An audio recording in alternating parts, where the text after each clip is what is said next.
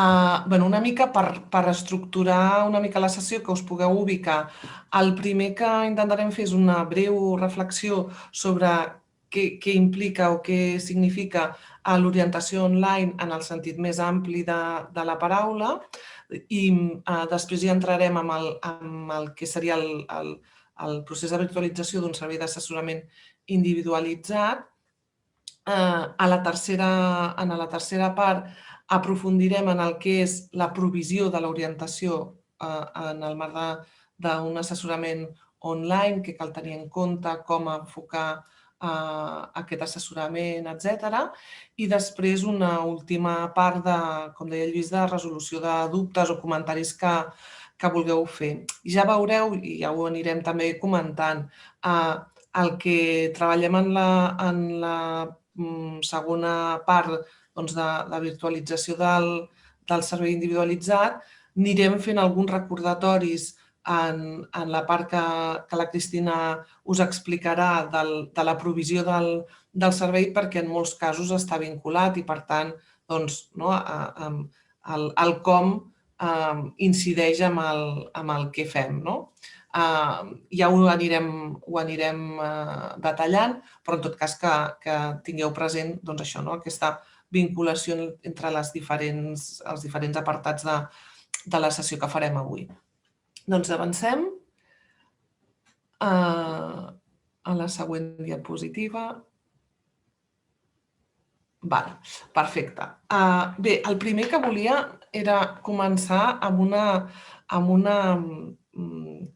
petita contextualització de l'orientació, i especialment perquè ho puguem recordar-ho quan ens manquen a vegades energies amb el context amb el que estem vivint, o a vegades veiem les dificultats d'implementar algun tipus de servei, més amb els contextos amb els que vosaltres esteu treballant, que a vegades les estructures són molt fixes i incorporar canvis és difícil. I aquí el que també us plantegem és que recordem l'essència i la importància de la feina que fem en l'àmbit de l'orientació, i per això incidim en aquestes qüestions que us plantejarem ara. Bé, el primer és, hem recopilat d'un informe que es va publicar a principis de l'any passat sobre la importància de l'orientació i aquesta idea de la priorització que des de l'administració pública cal donar, i de les diferents institucions cal donar a l'orientació acadèmica i professional. I es plantejaven 5 causes importants, i que segurament totes elles les teniu presents, però ens ha semblat interessant poder fer-ne referència. El primer, els joves avui en dia tenen o els resulta més difícil prendre decisions sobre el seu futur professional, òbviament per la fragmentació del mercat de treball, per l'evolució canviant de demandes de competències professionals, per la incertesa en el mercat de treball, etc. I, per tant, imaginar a què em dedicaré en el futur resulta molt més complicat. A més, tenint en compte la multiplicitat d'oferta que existeix, per tant, tinc moltes més opcions a l'hora de triar. Després, i aquest és un tema que ens sembla molt rellevant i que des del context local pensem que hi ha molta feina a fer, són les aspiracions professionals dels i les joves que estan molt condicionades. És a dir, com a dades de marc, diríem que a nivell europeu el 30% dels joves trien o tenen les seves aspiracions professionals, es concentren en 10 professions. Un 30% en 10 professions. Imagineu-vos la quantitat de professions que existeixen en el món i, en canvi, 3 de cada 10 joves concentren aquesta aspiració en 10 professions.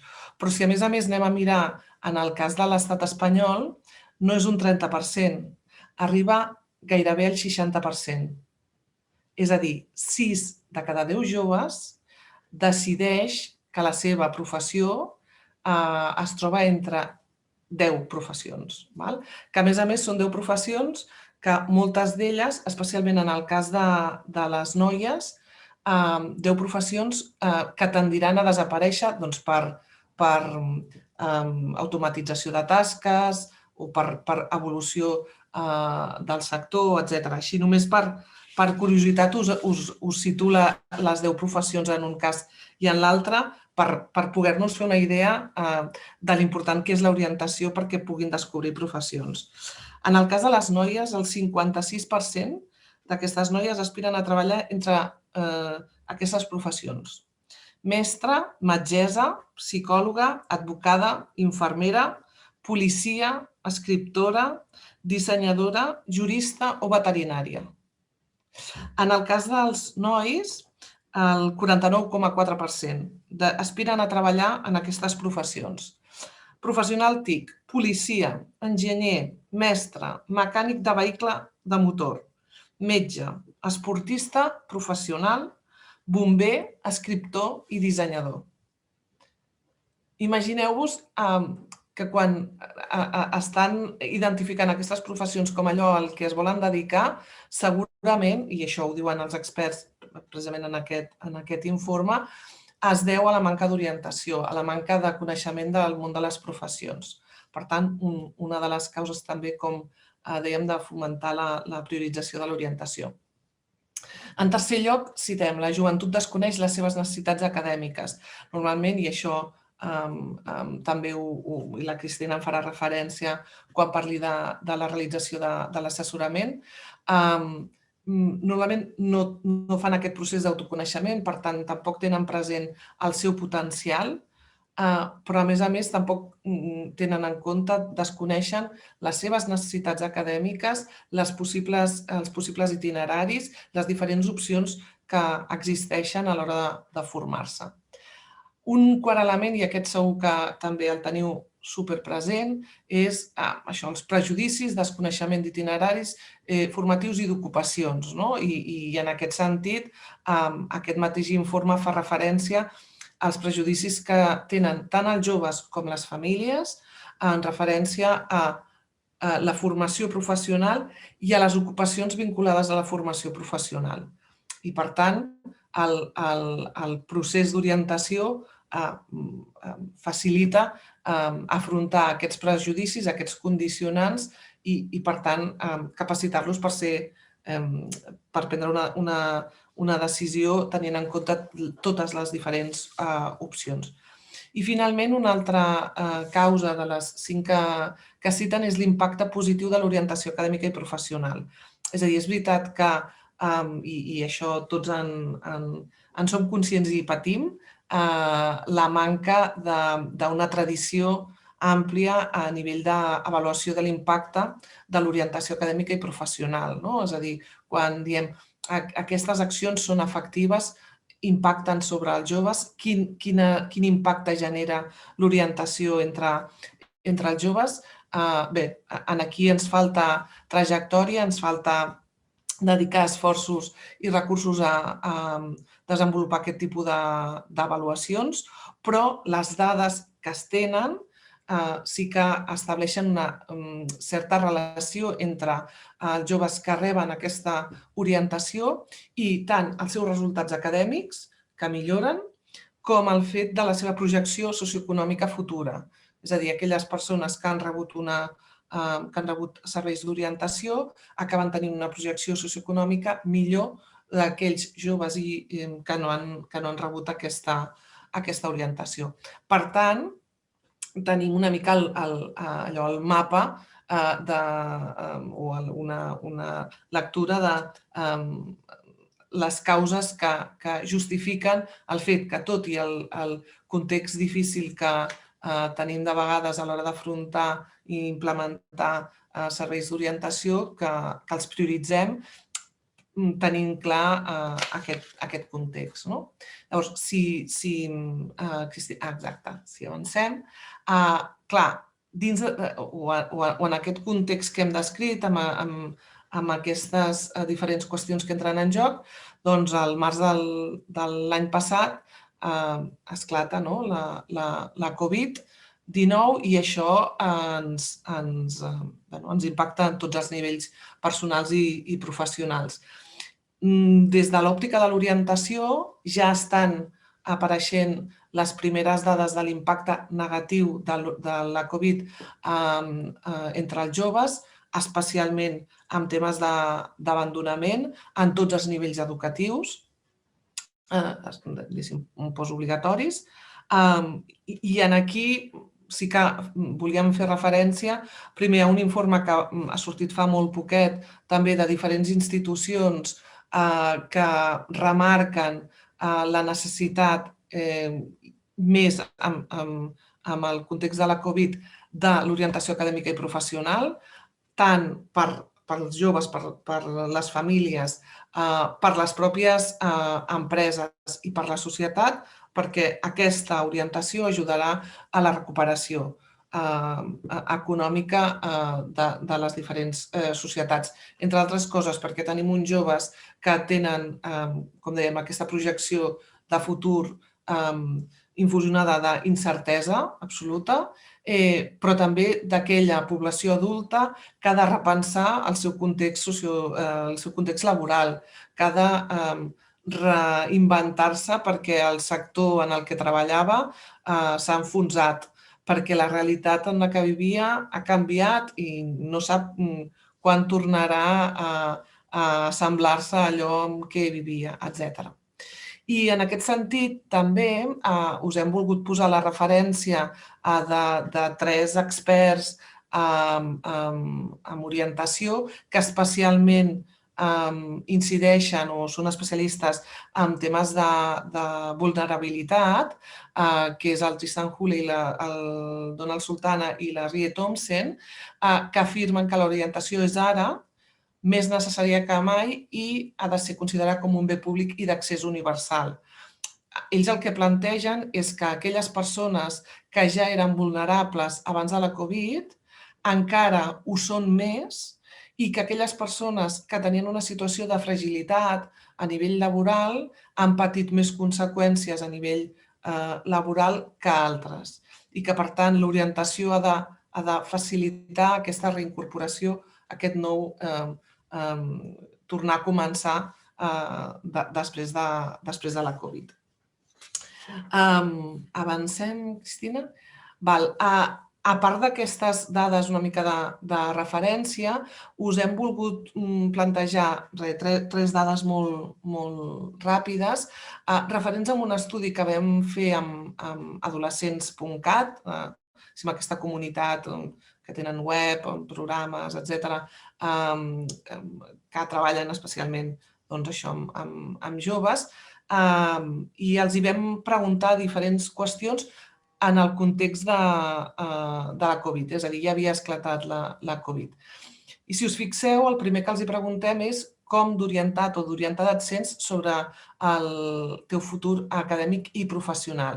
I en aquest sentit, si veieu, diríem que el 80% dels joves d'aquesta comunitat, dels usuaris d'aquesta comunitat d'adolescents.cat, el 80% té o algun dubte o està perdudíssim amb aquestes 3 opcions.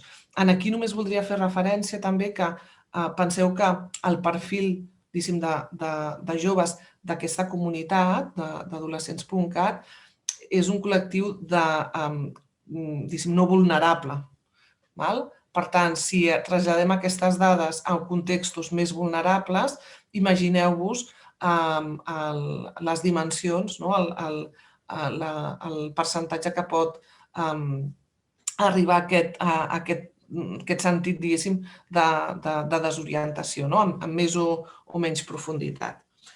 Si passem a la següent pregunta, que també ens sembla interessant, és els hi preguntem si alguna vegada han utilitzat un servei d'orientació acadèmica i professional. I més enllà del fet que, per llei, a través dels centres educatius han de rebre una orientació, en realitat aquí el que estem preguntant és quina és la seva percepció. Si ells creuen que han rebut aquesta orientació. Si us fixeu, doncs el 55% pensa que no l'ha rebut, que mai ha rebut aquesta orientació. Per tant, si no en són conscients, segurament l'impacte de les accions d'orientació que s'hagin realitzat ha estat molt reduïda. I si passem a la següent pàgina, el que els preguntàvem és això, com s'han informat ells del seu futur acadèmic i professional. I aquí les dades també són interessants. Penseu que això és una pregunta múltiple i, per tant, un mateix jove pot citar diferents vies a través de les quals s'ha informat. Bé, una de les conclusions a les que hem d'arribar amb aquestes dades és que ells mateixos, abans de la Covid, ja havien incorporat la virtualització de l'orientació, perquè buscant informació a internet, i l'altra qüestió també rellevant en aquest sentit és la idea dels tests d'orientació, que utilitzaven eines habitualment digitals per fer aquesta exploració, aquesta reflexió sobre el seu futur acadèmic i professional. I en aquest sentit també, i això ho vinculo perquè a més molts de vosaltres també esteu vinculats, implicats i preocupats ara mateix amb el disseny i realització de fires d'orientació, fixeu-vos que això, gairebé el 40% dels joves afirmen que es van orientar o que han buscat informació en anar a fires i salons. Per tant, una via interessant i important a l'hora de plantejar l'orientació. Però si us veieu, al final els canals, diguéssim, les vies a través de les quals s'han informat són diverses i des de l'òptica del disseny de serveis i de polítiques d'orientació, això també ens amplia el ventall. És a dir, anem a pensar en tot allò que podem fer a l'hora d'orientar els joves en un context de virtualitat. Avancem una miqueta més i aquí us plantegem el primer, és a dir, tenint en compte, per tant, aquestes dades també inicials que us hem plantejat, la idea de les diferents opcions que poden haver-hi a l'hora de plantejar una virtualització de serveis d'orientació. Cristina, perdona, pots passar a l'anterior?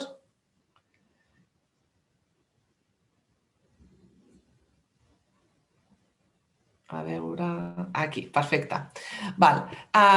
I aquí el que us volíem plantejar és això, les diferents opcions que poden haver-hi. Sabem que l'assessorament individualitzat acaba sent un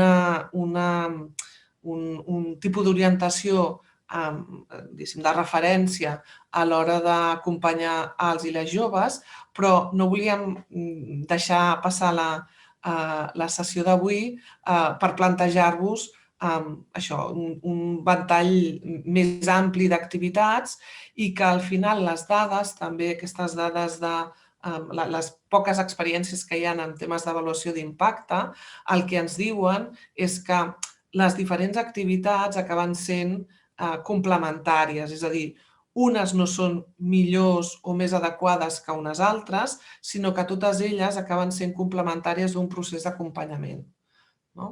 I en aquest sentit us volíem fer algunes referències, òbviament n'hi ha moltes altres possibilitats, però sí que una mica en relació amb les dades que us hem projectat del que deien els joves, algunes idees sobre qüestions que també podeu fer a nivell digital.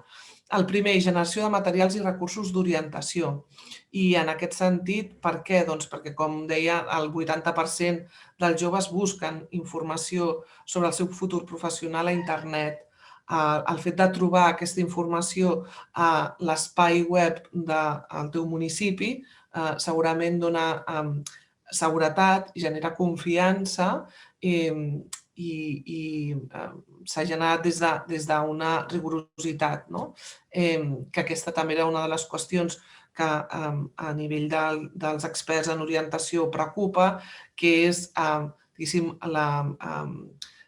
no neutralitat de la informació que moltes vegades es troba a internet a nivell de la formació o de diferents ocupacions. Per tant, aquesta és una línia de treball que podeu implementar des del minut zero. Després, recopilar i fer difusió de forma argumentada d'eines d'orientació. I aquí també voldríem fer una referència especial. La Cristina, quan expliqui tota la part de l'assessorament, també en farà referència, però sí que ens agrada detallar, perquè a més ens hi trobem quan estem fent l'assessorament, que moltes vegades ens preocupem de tenir un llistat molt important d'enllaços a eines diverses.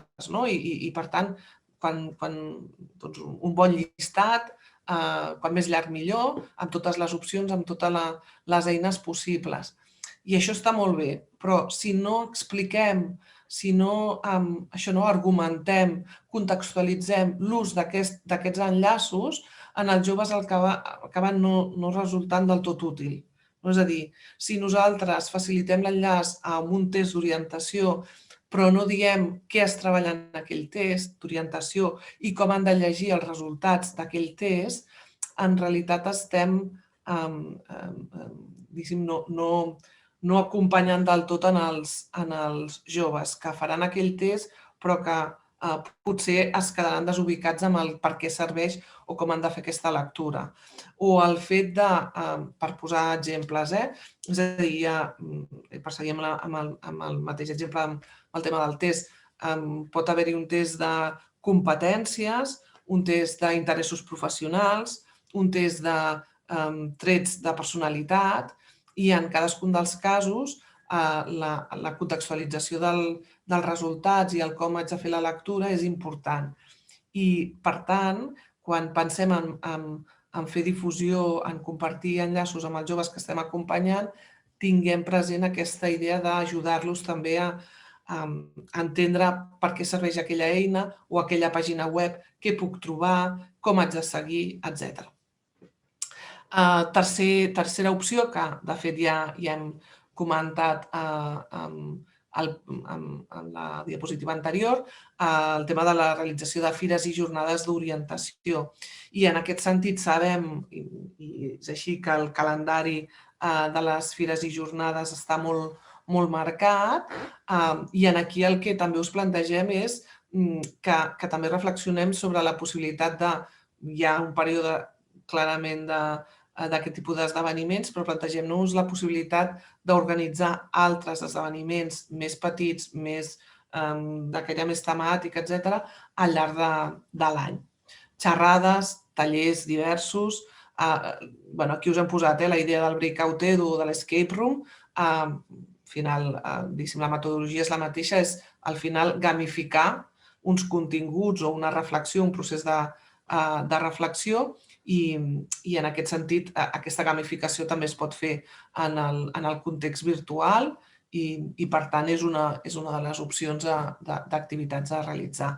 Després, taules rodones o conferències, és a dir, aquesta idea de, i aquí ho extenc també que en alguns dels vostres municipis ho esteu fent, d'un cicle de testimonis, aquesta idea de testimonials que expliquin la seva trajectòria professional o que expliquin el seu context de desenvolupament professional,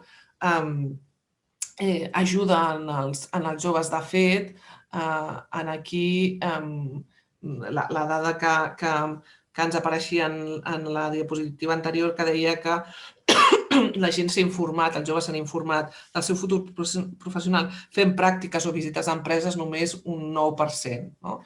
En el cas, aquesta és una dada que que ens preocupa, perquè si mires les dades a nivell europeu, aquesta via del contacte directe amb el format que sigui, amb una estada curta amb una empresa, amb una estada més llarga de pràctiques, amb una visita, etc. Aquest contacte directe amb el món del treball a nivell europeu és molt més elevat. Es situa al voltant del 35-40% de vies, diguéssim, o de freqüència d'ús a nivell d'orientació. En canvi, com ens reflectia aquesta dada, a nivell dels joves en el context català estem això al voltant d'aquest 10%. Per tant, aquestes taules rodones, aquestes conferències, aquests testimonials ajuden també a aquesta aproximació en el món del treball. I finalment hi ha aquest servei, objecte del seminari d'avui, que és l'assessorament individualitzat. Igualment, aquí us hem posat també tres criteris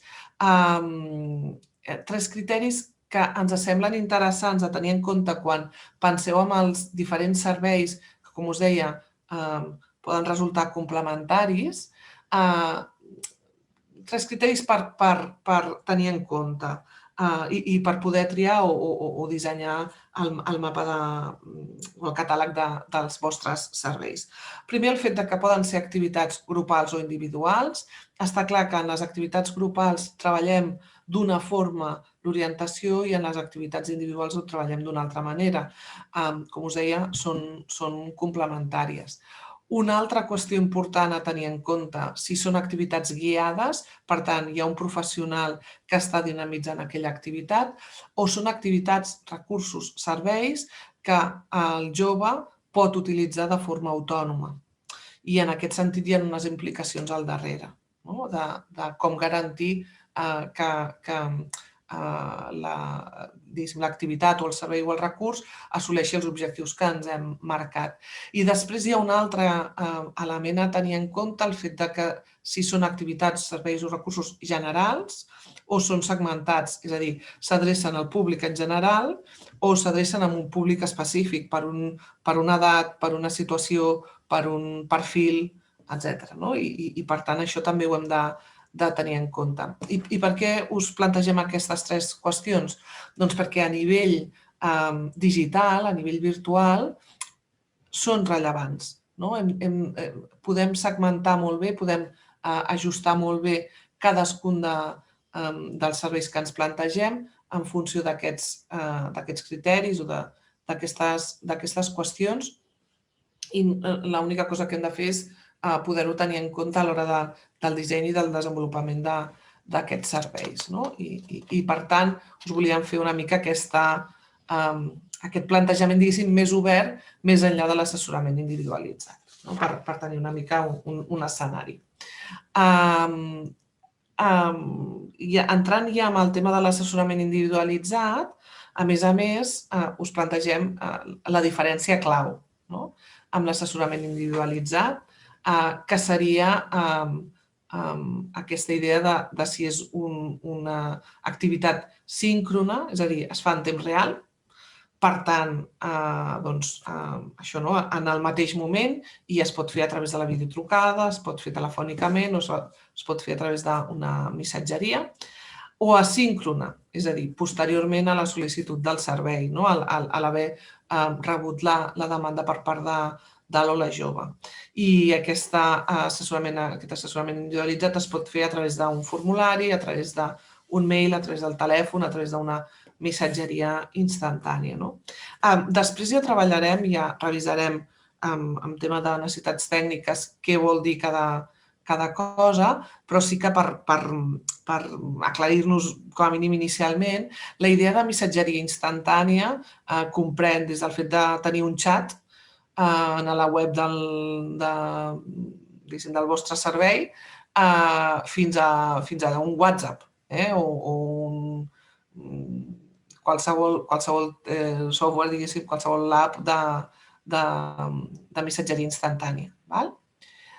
Doncs avancem una mica i ara us plantegem 3 fases de com virtualitzar o com afrontar la virtualització d'un servei d'assessorament individualitzat. I aquí, si em permeteu la insistència en dir-vos que és important seguir les tres fases, diguéssim, d'aquest procés de virtualització, que pot semblar una mica complex o que podem anar més per feina, diguéssim, però la nostra experiència, i nosaltres fa molts anys que estem fent orientació en context virtual, tant amb un servei de xat com a través de videotrucades, etc. No només amb el tema de la Covid, sinó anteriorment ja estàvem fent, i l'experiència ens diu que val la pena destinar el temps a passar per tot aquest procés per després poder estar tranquils amb el servei que estem oferint. Llavors anem primer al disseny. Avancem, perfecte. Aquí us plantegem una sèrie de qüestions que caldria que vosaltres tinguéssiu en compte a l'hora de fer aquest disseny. Són qüestions a les que heu de donar resposta per fer aquest disseny. Per fer-ho, el que hem proposat, Cristina, si avancem a la següent pàgina, el que us hem proposat és una petita graella, això que tindreu aquí en la presentació, una petita graella que ens ajuda a poder estructurar aquestes qüestions i que pugueu anar fent aquestes anotacions sobre cada una d'aquests elements que entren en joc en el disseny. És obvi que, si aprofundíssim en el disseny d'un servei públic, hi ha moltes altres qüestions a tenir en compte, però sí que pensàvem en un exercici que fins i tot poguéssiu anar fent ara mentre anem comentant. Ara anirem repassant cada una d'aquestes qüestions i, això, si teniu paper i un boli i podeu anar, ara que tot ho fem amb teclats, doncs a mi m'agrada fer aquesta part més artesanal, més manual d'utilitzar paper i bolígraf, doncs que poguéssiu anar anotant les primeres idees que se us acudeixen a nivell del disseny del servei d'assessorament individualitzat per cadascuna d'aquestes qüestions. I en aquest sentit, també, amb el que comentava el Lluís a l'inici, que us plantejaríem algunes preguntes a través del xat, a mi de totes aquestes qüestions que ara anirem repassant, una de les qüestions que m'agradaria que sí que compartíssim inicialment seria el primer punt. El tema de quin és l'objectiu o objectius d'aquest servei d'assessorament individualitzat. Quins objectius us marqueu. De la resta de qüestions, també us convido a que les aneu anotant en paper i que després del seminari pugueu fer emplenar aquesta graella per poder veure què és el que volem, cap a on volem anar, cap aquí i com. Bé, doncs avancem una mica. La primera qüestió, com dèiem, els objectius a l'hora de dissenyar aquest servei d'assessorament individualitzat haurien de poder contestar d'alguna manera aquestes preguntes. Què es pretén aconseguir amb aquest servei? Quin valor aporta aquest servei i quin impacte s'espera? És a dir, quan jo marco objectius, és un objectiu que també ha de ser mesurable, que ha d'estar ben definit, que ens ha d'ajudar a marcar el rumb del servei. I en aquest sentit, també volíem insistir, especialment quan es tracta d'un servei virtualitzat, que moltes vegades, i això ho hem viscut amb diferents organitzacions, que sembla que és que haig de tenir el servei d'orientació, haig d'oferir aquest servei en format digital, però no penso el per què o el que aporta aquest servei què garanteix, què vull aconseguir oferint aquest servei en format virtual. I, per tant, caldria que poguéssim definir aquests objectius. I en aquest sentit el que us comentava, que aneu compartint també a través del xat, quins objectius us marqueu a l'hora d'oferir aquest servei d'assessorament individualitzat virtual. Continuem, perquè si no el temps també se'ns tirarà una mica a sobre. L'altra qüestió important, el públic al que s'adreça. És a dir, és important que tingueu en compte a quin col·lectiu us adreceu o a quins col·lectius. Si a més el fet d'adreçar-vos a aquests col·lectius implica que us hagiu de coordinar amb algun altre servei o amb alguna altra institució. Si hi ha necessitats específiques d'orientació o de qualsevol altre tipus, és a dir, tant per una qüestió del contingut d'aquests serveis d'orientació individualitzats en format virtual, si són continguts que haig de preparar, haig de preveure, o si el fet el col·lectiu al que m'adreço implica unes necessitats del tipus que sigui, per exemple, vinculades amb l'accés a dispositius, és a dir, puc oferir un servei d'assessorament individualitzat online, però si la persona o els col·lectius als que m'adreço no poden accedir a dispositius per fer ús d'aquest assessorament individualitzat online, no serà massa efectiu. Per tant, tenir en compte totes aquestes qüestions i, per tant, definir molt bé, quan més detallat, més específic, millor. Si podeu definir el perfil del col·lectiu al que us adreceu, en el mateix procés de definició del perfil, quan el aneu anotant, us sorgiran elements que milloraran el servei. Avancem. L'altra qüestió important, el context d'implementació. És a dir, si es tracta d'un servei permanent, és a dir, des del servei municipal obrim un servei d'orientació d'assessorament individualitzat online de forma permanent al llarg de l'any, o està vinculat a la celebració d'un esdeveniment en concret. En aquest cas, per exemple, fèiem referència al tema de les fires i jornades d'orientació. El plantejament en un cas i en un altre és molt diferent perquè la mobilització de recursos,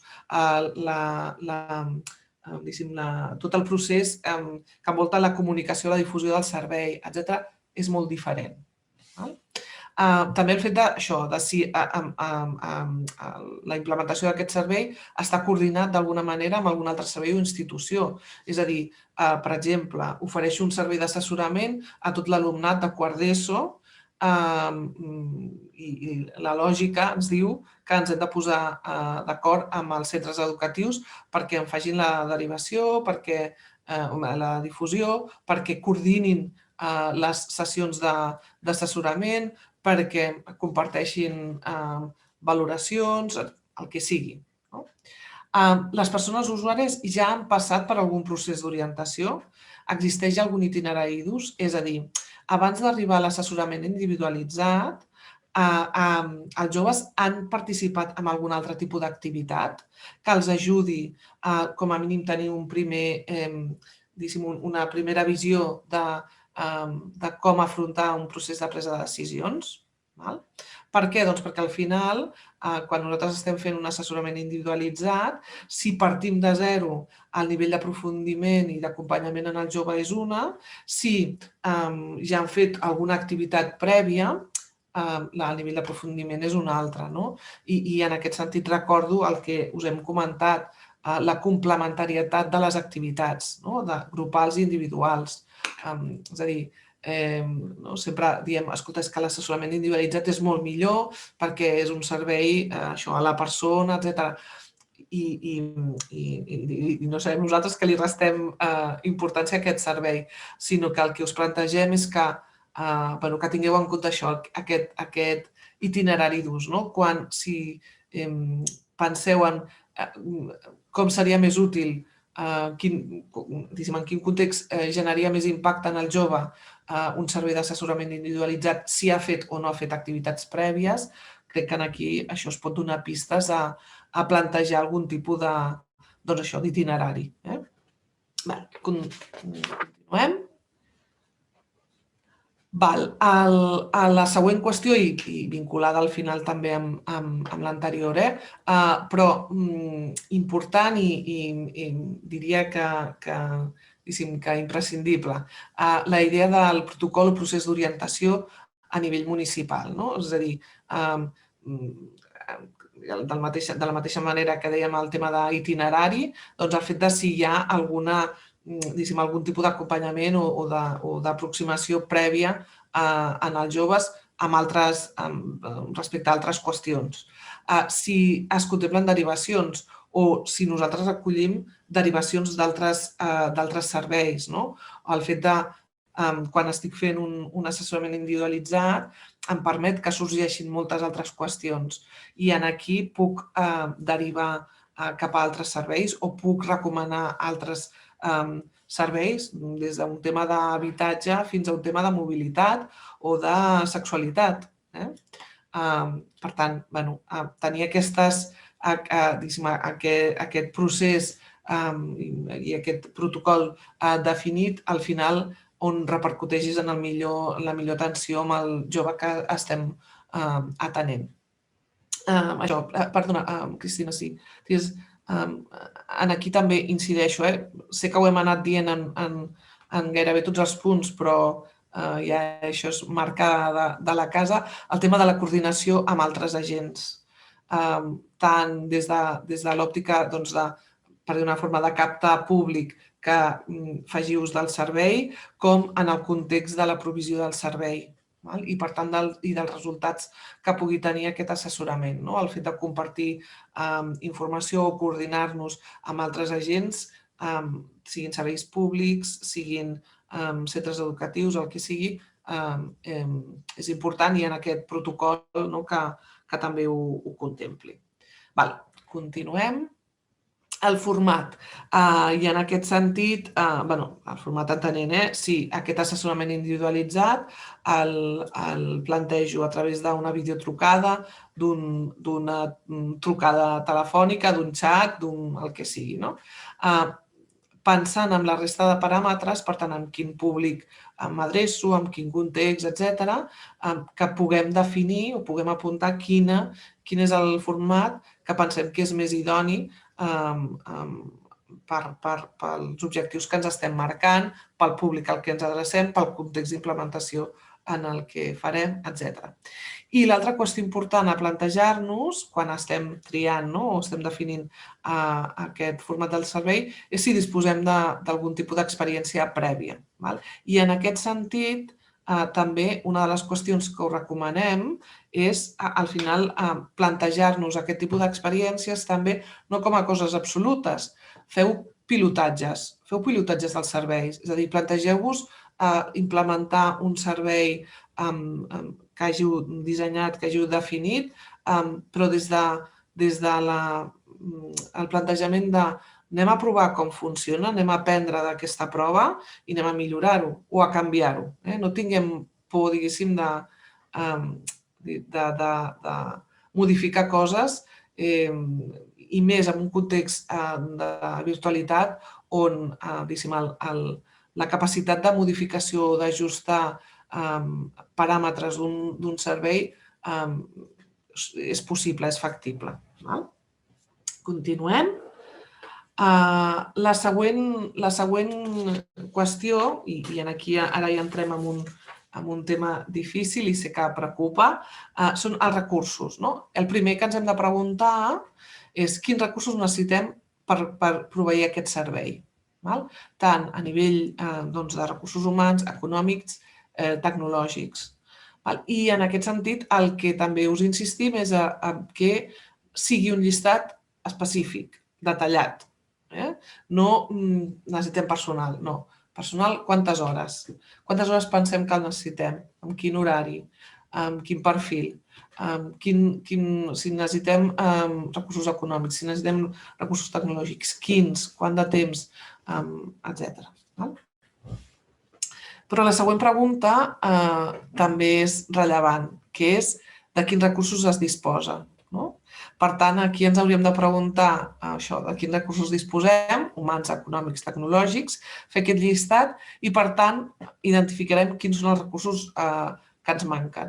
És a dir, si tenim clars què necessitem i els que tenim, tindrem clar el que ens manca. I això és important també per fer factible i tirar endavant la implementació d'un servei. Perquè moltes vegades, i sobretot quan ens movem amb temes virtuals i que potser no estem tan acostumats no coneixem tant el terreny, a vegades tota aquesta part de necessitats de recursos, etc., ens angoixa i ens atura i ens quedem amb la muntanya. Doncs no anem a la muntanya, anem a l'arbre concret i, per tant, anem a detallar tot allò que necessitem perquè és la forma d'afrontar i de solucionar la gestió d'aquests recursos. Molt bé. Ara, per tant, ja hem afrontat o hem fet una revisió del disseny, per tant, tindrem definit el disseny d'aquest servei. Ara anem a afrontar les necessitats tècniques. I aquí us hem fet un llistat breu, simplificat, de quines serien les necessitats tècniques i d'altre tipus. I aquí també amb la diferència de si és un servei síncron o asíncron.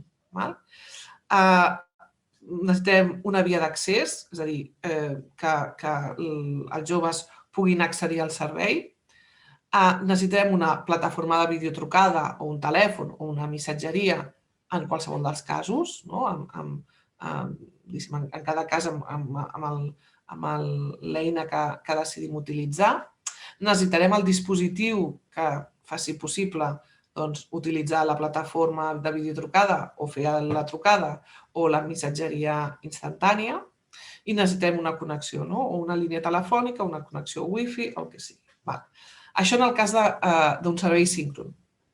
En el cas del servei asíncron, doncs resulta que necessitem el mateix.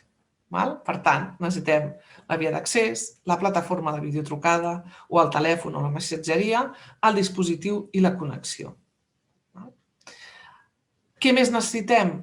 Necessitem personal especialitzat en orientació, òbviament. Necessitem els recursos per orientar, és a dir, per quan estem fent aquest servei d'assessorament. I l'única diferència entre un servei d'assessorament individualitzat síncron i asíncron és la dedicació, que en un cas ha de ser la dedicació en un horari específic i en l'altre cas ha de ser en un període específic. La diferència amb això què vol dir? Us poso un exemple. Si nosaltres estem fent un servei síncron, quan a mi em truquin per telèfon, haig de despenjar el telèfon i atendre aquesta trucada en l'horari en què el servei està obert. O si faig videotrucades i tinc una cita en aquella hora, aquell dia, haig d'estar davant de la pantalla per fer aquest assessorament. En el cas d'un servei asíncron, jo puc rebre la demanda, la consulta del jove i el que haig d'establir és el període de resposta. És a dir, l'usuari que s'adreci a aquest servei ha de saber que obtindrà una resposta amb un màxim de 24 hores o de 48 hores o d'una setmana, del que sigui, però en un període específic. I, per tant, jo haig de preveure donar resposta al flux de consultes o d'assessoraments que m'arribin en un període concret. Aquesta, essencialment, és la diferència entre un servei síncron i un asíncron. Simplificant-ho molt, però perquè tinguéssiu una mica la idea a l'hora de poder plantejar-nos un servei en un format o en un altre, els requeriments acaben sent molt similars. Molt bé, avancem i aquí és una de les altres qüestions que us voldríem plantejar. És a dir, quan vam estar treballant amb la preparació d'aquest seminari, pensàvem en, escolta, doncs els hi recomanem com poden fer això, com poden fer allò, quines plataformes poden utilitzar, etc.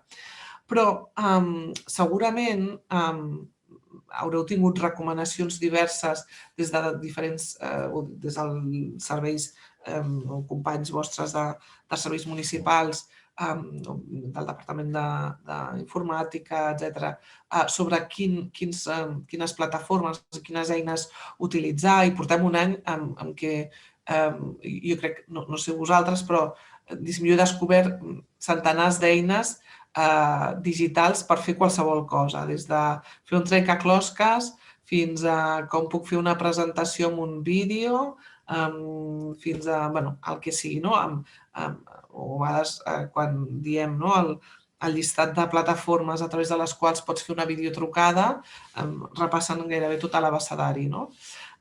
Llavors, més que dir-vos, el que volem demanar-vos és que ens digueu vosaltres i que, per tant, tots els participants que esteu en aquest seminari ens ajudeu a fer una llista en cadascun dels casos, per cadascuna d'aquestes 3 qüestions, ens ajudeu a fer un llistat de les diferents opcions que cal contemplar. I, en tot cas, després, la Cristina ja entrarem en quines eines utilitzem nosaltres per fer els assessoraments individualitzats i el que us podem recomanar o criteris a tenir en compte. Però sí que ens agradaria que vosaltres ens poguéssiu anar dient a través del xat, primer, vies d'accés, és a dir, com rebeu les sol·licituds, les demandes de joves per rebre orientació individual. Segona qüestió que voldríem que ens diguéssiu. Quines plataformes de videotrucada heu utilitzat per fer assessorament individualitzat? I última qüestió, quines apps, eines, plataformes de missatgeria instantània utilitzeu o heu utilitzat en aquest context de virtualització. Llavors, aneu dient, com anem una miqueta justos de temps, jo vaig avançant, però, sisplau, aneu dient a través del xat perquè ho anotarem, i el que farem és que en aquesta presentació que us penjarem en el GESforma incorporarem totes aquestes plataformes, eines, etc., que hàgiu comentat o hàgiu suggerit vosaltres. D'acord? Segueixo. Hem passat per el disseny, hem passat per les necessitats, ara passem a la gestió. I en la gestió també, com he dit a l'inici amb el tema d'afrontar el procés de virtualització, diria que aquestes són 6 etapes imprescindibles que cal tenir en compte a l'hora de gestionar un servei d'assessorament individualitzat online. Ara entrarem en cadascuna d'elles de forma molt ràpida, però sí que voldria fer una primera explicació. El primer és que quan nosaltres ens plantegem incorporar un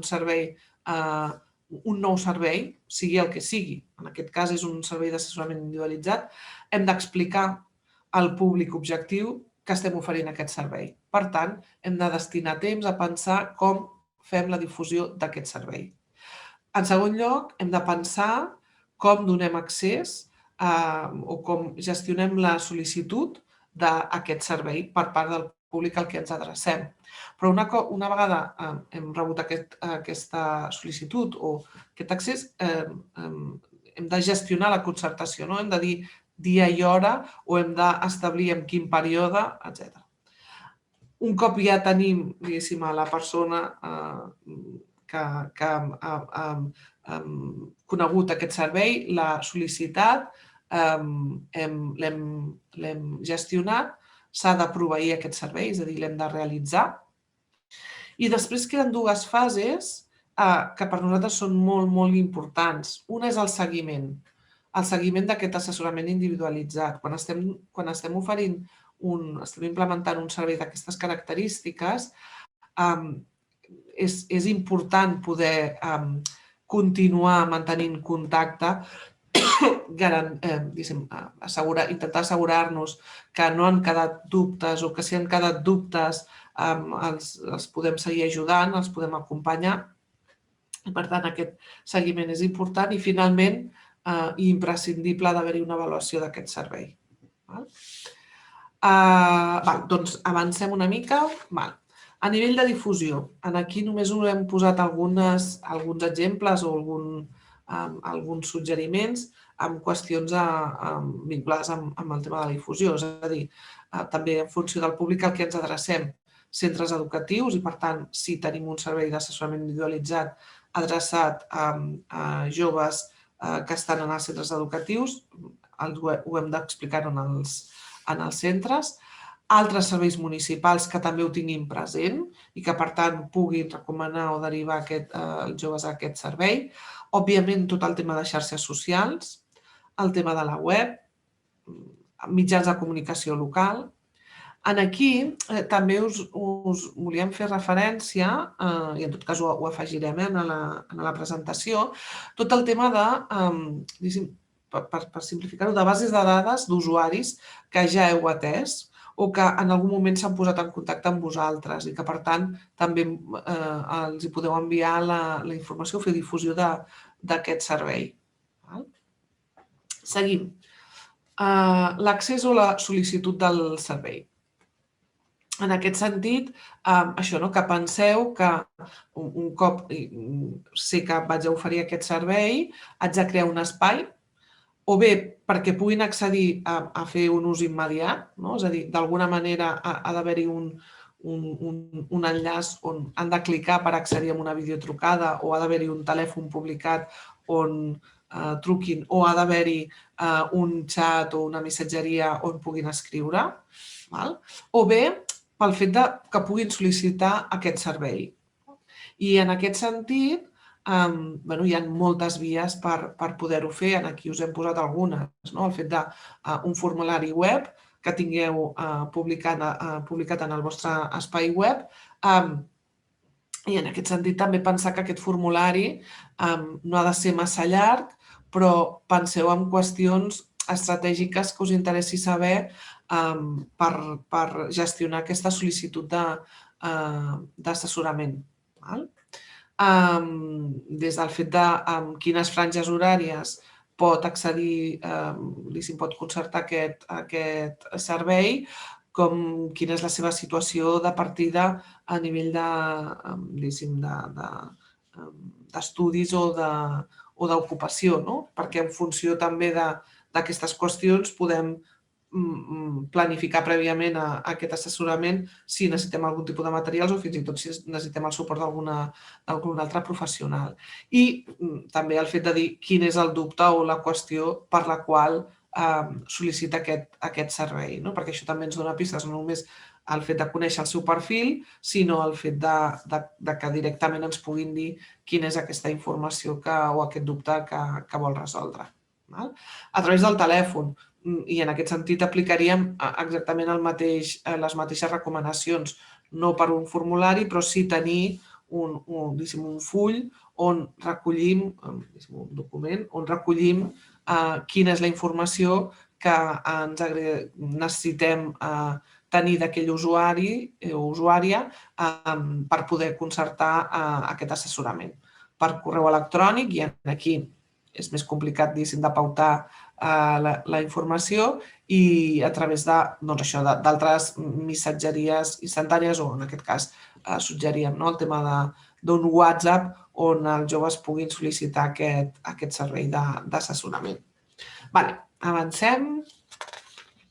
Un cop ha arribat la sol·licitud, hem de fer aquesta concertació. En el cas que sigui un accés immediat, aquí s'acaba la concertació, és l'accés en el servei. Si no, el que cal és fer la resposta a la sol·licitud i, per tant, aquí pensar per quina via donem resposta a aquesta sol·licitud, sigui a través d'un correu electrònic, sigui a través d'un missatge WhatsApp, sigui a través d'una trucada telefònica. Heu de pensar com responeu a aquesta sol·licitud donant cita en aquell jove. I en aquest sentit també el que us recomanem és planificar els recordatoris a la cita. L'absentisme amb aquest tipus de serveis també és bastant habitual, perquè el fet de no... el clicar o no clicar en un enllaç és una decisió, diguéssim, que a vegades els joves no acaben d'aprendre, no?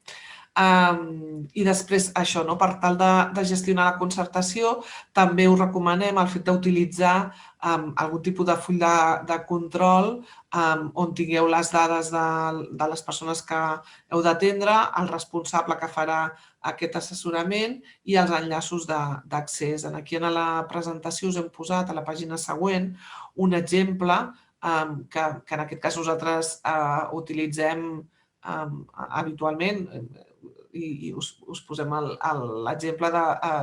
Nosaltres fem el servei d'assessorament i en aquest any passat d'assessorament online del Saló de l'Ensenyament. Teníem 20 persones fent assessorament i, per tant, 10 hores al dia i per tant, havíem de tenir una organització absolutament estricta dels horaris, dels enllaços a través dels quals accedir, etc.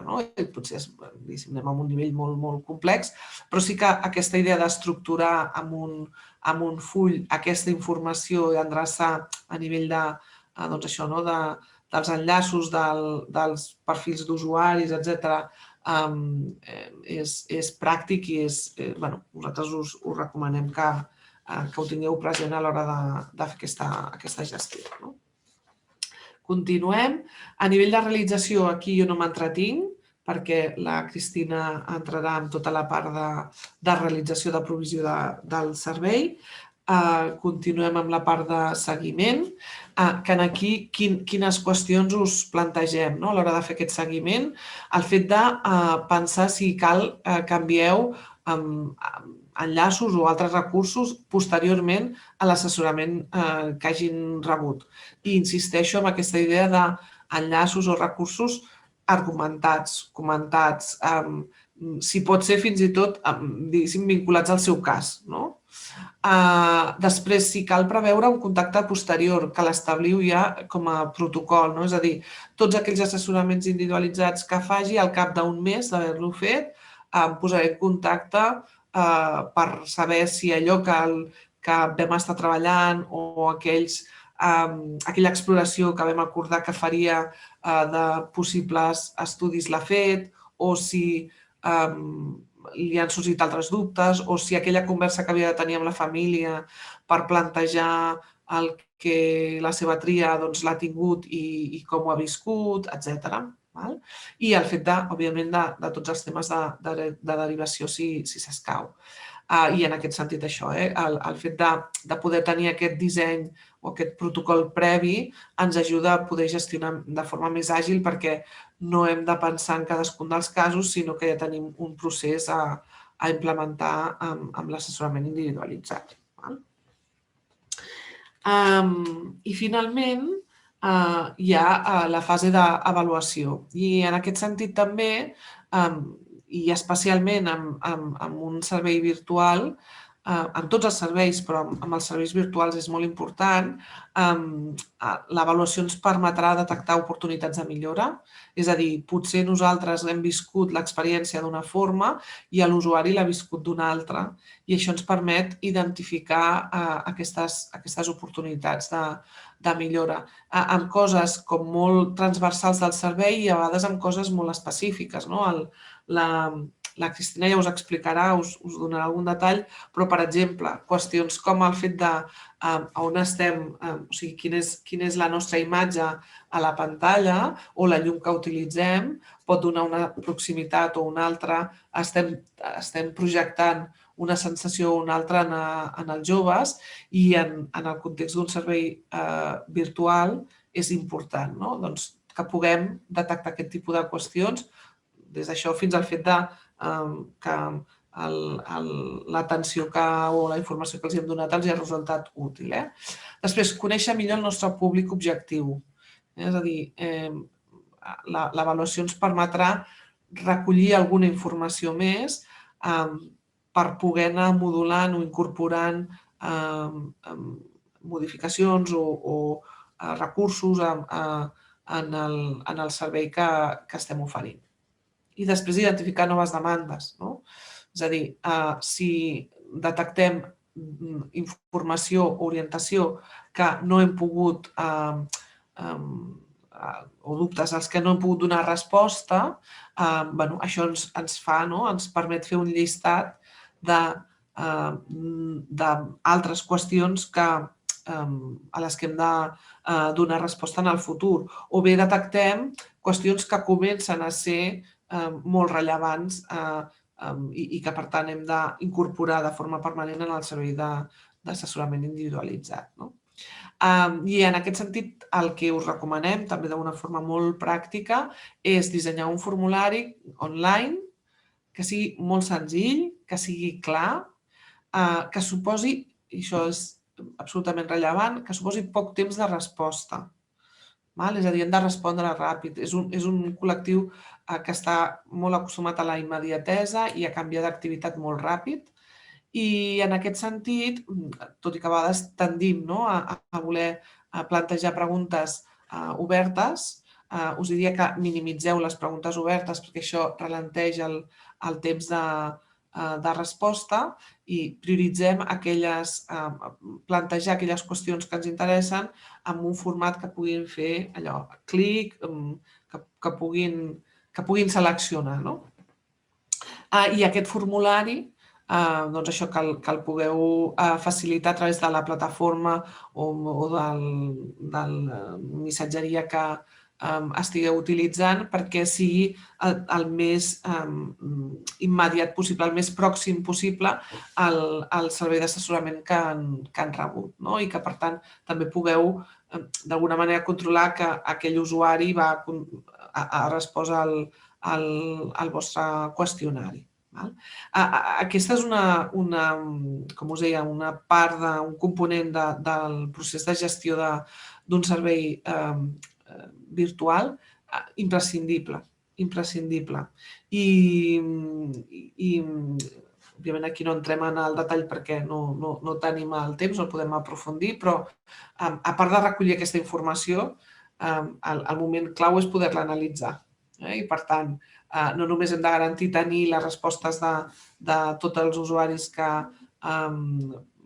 reben aquest servei d'assessorament, sinó que, a més, el que hem d'intentar aconseguir és poder fer aquesta anàlisi de les dades que anem obtenint i anar incorporant les modificacions, no diria en temps real, però de forma el més immediata possible. És a dir, si detectem qüestions que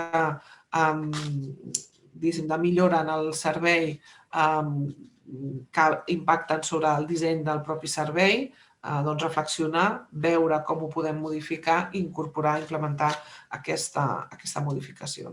És a dir, d'alguna manera, quan estem parlant, i no és exactament el cas, però de transformació digital, una de les qüestions és que els canvis han de ser àgils, ràpids i fonamentats. I, en aquest sentit, l'avaluació és important per fonamentar el canvi i la tecnologia ens permet poder incorporar canvis ràpidament. Doncs una mica fins aquí la primera part del procés de com afrontar el procés de virtualització del servei. I ara la Cristina començarà amb la tercera part que us comentàvem del servei, que és la provisió del propi servei. Doncs, Cristina, quan vulguis. Doncs, hola, bon dia a tots i a totes. Comencem amb aquesta part de l'assessorament individualitzat online. Sobretot ara al principi anem a contextualitzar i el per què d'aquesta necessitat d'oferir un servei d'orientació online i amb les diferents modalitats que ja ha anat ara la Gemma explicant-vos. Un fet clar, vull dir que orientacions virtuals, online, via telefònica, via correu, anteriorment ja existien. Què ens hi trobem ara? Que ha generat un context amb el qual la presencialitat també queda reduïda en els mínims, amb els justos i els necessaris, i a més afegim el fet que ens trobem davant d'un context incert que ve donat per la situació de la crisi sanitària. Que això, vinculant-ho també amb les dades que us comentava la Gemma, de la falta d'orientació, de la incertesa d'aquest futur variable, fa encara més necessària el poder continuar oferint assessoraments individualitzats dintre del marc virtual. Afegim fets, la globalització, els canvis constants a nivell de professions sacsegen i trastoquen el procés de presa de decisions i provoquen aquesta incertesa. I a més, què és el que fem? A nivell de contextualització, el que acabem fent és anticipar-nos en un futur, és a dir, els joves o les persones del seu entorn fan hipòtesis al respecte, anticipant-se a un futur amb les dades que tenim actualment. I el fet que les dades actuals hi hagi aquesta incertesa genera més desconeixement i més neguit. Per tant, aquí la gran importància de continuar acompanyant els joves en el procés de presa de decisions i perquè segurament aquesta anticipació del futur que es fa amb les dades que tenim a data d'avui, que quan siguin reals, realment allò ja no serà el que s'havia plantejat actualment. I sobretot amb la perspectiva que és una aventura i el procés de presa de decisions, que ara que després entrarem aquí també amb la part de l'objectiu. I amb aquest format ha de continuar sent una aventura, i el perfil de l'orientador, vull dir que alguns amb el xat ja ho heu anat dient, ara entrarem, quins són els objectius de l'orientació. A nivell de contextualització, quins són aquests destinataris? Parlem de joves que acrediten, joves que no acrediten l'ESO, que tenen dubtes que, tal com sentíem les dades estadístiques, potser aparentment, que això és molt important, aparentment poden tenir prèviament molt clar què és el que volen fer, però aquí cal també valorar, és a dir, quina és la feina, és a dir, quins són aquests processos d'orientació previ que s'han fet per poder valorar si la presa de decisions està ben fonamentada quan ens trobem amb aquesta persona. Però ens hi podem trobar amb tots aquests neguits. Hi ha aquests joves que es plantegen diferents itineraris professionals cap a una formació superior. Joves que no acrediten, però necessiten conèixer i explorar cap a on poden anar, quins són els diferents itineraris que tenen en el seu abast i, per tant, continuar sentint-se acompanyats. Joves de qualsevol altre nivell educatiu, postobligatori, per tant, estudiants universitaris i més tenint en compte la situació actual d'abandonament, de quantes persones la presa de decisions, tenint en compte la situació de context de finals de curs de l'any passat, període de preinscripció, ha trontollat molts processos de presa de decisions i ha fet que el resultat de la decisió no sigui l'esperant i que això també generi aquest gran nivell d'abandonament. Un altre dels elements dels destinataris que podem trobar-nos, famílies. És a dir, són uns dels altres agents que poden picar a la porta de com puc ajudar al meu fill o a la meva filla. Llavors, aquí també, de cara després ho veurem, de cara al servei, de cara al discurs, de cara als recursos, també hem de tenir eines per poder donar respostes en aquest perfil de les famílies. I després, altres col·lectius vulnerables, joves amb risc d'exclusió social, nouvinguts, altres àmbits que també són destinataris propicis de rebre orientació. Variables del context que atribueixen aquesta desorientació. Les classifiquem en 3 eixos. Aniré ràpid també tenint en compte el temps i sobretot per poder entrar després amb tots els reptes i el cronograma de com fer una orientació online. Parlem d'aquestes variables. Hem de tenir molt clar que són joves en processos de canvis, característiques generals i poc coneixement d'un mateix. Per tant, aquí la importància de treballar la part de l'autoconeixement al llarg de l'orientació, fent aquest acompanyament. Com a tret diferenciador, són joves que volen respostes immediates, d'acord? I en el procés de presa de decisions les respostes no poden ser immediates, sinó que hem de donar, el servei ha de donar les eines i els recursos perquè la persona pugui començar a ser autònoma a l'hora de prendre decisions.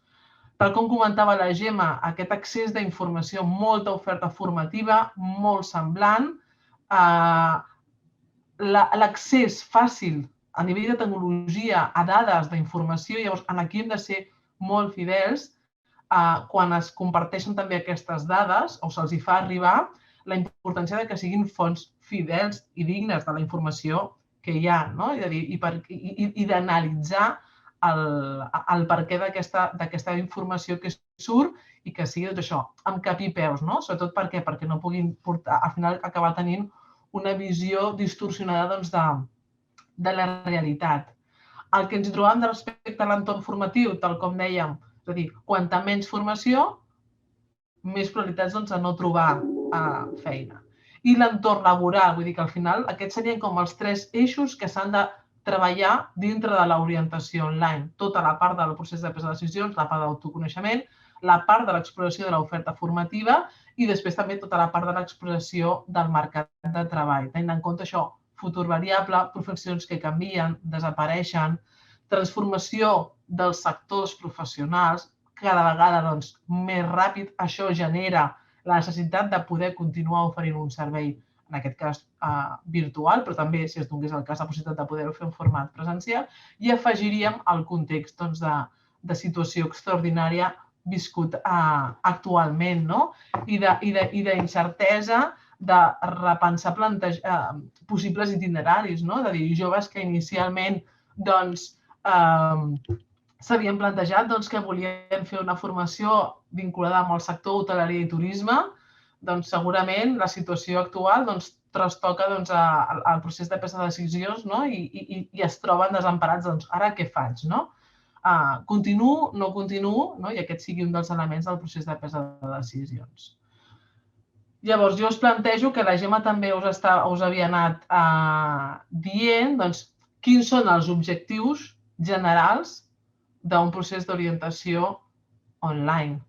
Llavors, alguns heu posat pel xat, recull una mica el que ha anat sortint, tota la importància de el que anem a fer com a objectius generals és acompanyar el jove amb el procés de presa de decisions. Això per una banda.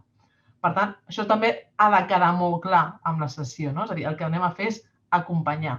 Per altra banda, empoderar, donar les eines i els recursos, i tal com us deia la Gemma, la importància de que entenguin el perquè d'aquests recursos perquè puguin ser autònoms amb el procés de presa de decisions. Llavors, és donar-los aquesta autonomia i trencar amb aquesta barrera del no sé què haig de tenir en compte a l'hora de prendre decisions, o prefereixo que sigui una tercera persona la que prengui la decisió. No.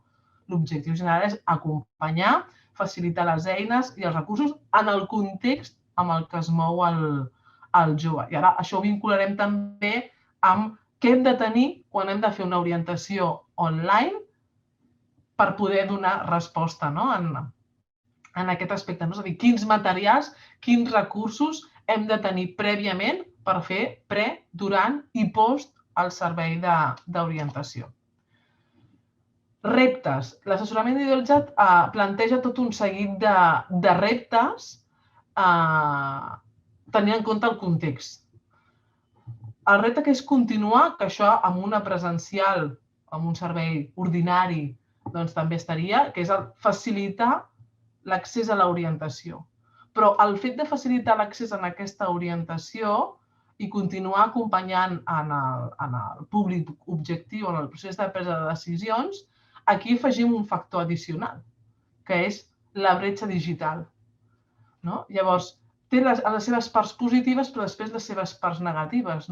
Llavors, això ja s'ha vist amb el context de confinament de tants joves que no disposaven dels dispositius adequats per poder continuar formant-se a nivell educatiu. Doncs aquí ens podem tornar a trobar el mateix, que hi hagi aquesta bretxa digital que dificulti el que sigui un accés fàcil a l'orientació. És a dir, la presencialitat passa a un segon àmbit, propiciem l'orientació virtual, però és important que la persona que rebi disposi dels dispositius i després també que els controli. Llavors, aquí m'aniria en el públic objectiu de les famílies. Doncs si ha de ser la família, són, segons l'edat, o amb el sector o l'entorn social econòmic amb el que es troben, que no tinguin facilitat amb l'ús del recurs i que els suposi un problema. I, per tant, una barrera al poder accedir en el servei. Per tant, aquest seria el repte transversal que ens hi trobaríem. I després, disposar dels recursos tecnològics per garantir d'una bona provisió del servei. Llavors, aquest és el repte que ha de tenir, en aquest cas, vosaltres, la pròpia institució com a tal. Jo haig de poder tenir les diferents eines, recursos, per poder donar resposta en aquest servei. I que si hi ha una bretxa digital i, per exemple, la via videoconferència, videotrucada, doncs no és factible la possibilitat de poder optar i donar alternatives. I, per tant, jo també haig de disposar dels serveis i dels recursos per poder garantir que el servei que oferim és de qualitat a nivell de contingut i a nivell de capacitat tècnica. Perquè la relació, és a dir, que al final acabes establint amb l'usuari, doncs sigui el més propera, el més directe possible i que trencar aquesta separació que ens dona la virtualització de l'orientació. I, per tant, en aquest cas, continuar oferint un servei d'orientació de qualitat, exactament igual que si el féssim en un format presencial. És a dir, que la tecnologia el que ens ha de fer és facilitar-nos l'orientació, permetre'ns immediatesa de facilitar recursos, eines, de donar respostes immediates de quan ens truquen i poder atendre ja en aquest neguit o en aquesta inquietud o dubte que pugui tenir la persona.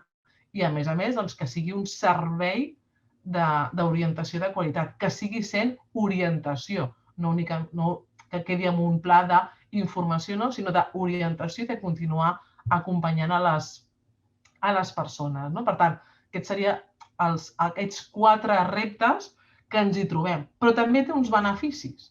Vull dir que dona unes oportunitats. És a dir, què permet que oferim un servei d'orientació individualitzat online? Tal com us deia la Gemma, és flexible i adaptable en els horaris. Pot ser immediat, directe, podem coordinar.